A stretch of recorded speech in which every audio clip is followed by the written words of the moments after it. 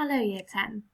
So today we're starting our unit on America with the situation in 1929.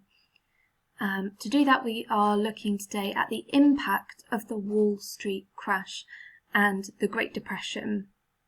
So we are going to understand what the Wall Street crash was, and then we're going to think about the long and short-term impact of the Wall Street crash and the Great Depression on the people of America. So have a think first of all if you know anything at all about American history, and jot those ideas down because they may be helpful. Okay, so first of all we need to have a think about what happened in America after World War I. Even though it's outside of our time period, it helps us to understand why the stuff is happening in 1929. So there was a huge economic boom in the USA after the First World War.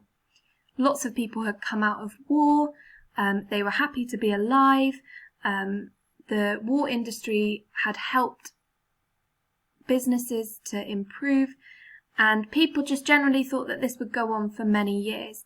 In particular, the car industry did really well, so people like Ford made businesses during this time and managed to make loads and loads of money. Now, what Americans did is that they began to invest in shares in those companies. So the more that people invested, the more that the more that those companies kept making money. So prices kept rising. I want you to have a think, please. So pause at this point and have a think about what you think would happen in America if people lost confidence in that stock market. So pause here, jot down your ideas, and then start the video again when you're ready. Okay, so in 1929, the Wall Street crash happened. I want you to have a think about what the Wall Street crash was in order for us to understand how it impacted people in America.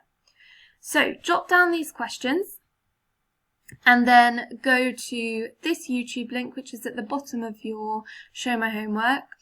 Watch the video, and as you're watching, answer these questions. Okay, so pause the video now, jot down the questions, and then answer the questions.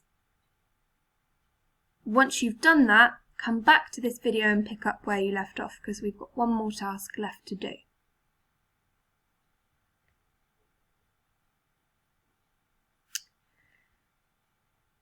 Okay, so hopefully now you have a really good idea of what the Wall Street crash actually was. Essentially, it was just the idea that the stock market lost a lot of money, but because people had so much money invested, because they had been putting so much money into shares, that impacted people in a huge way. And it was part of what caused the Great Depression. It's not the only thing. The Great Depression had been coming for a long time, but the Wall Street crash certainly contributed to it.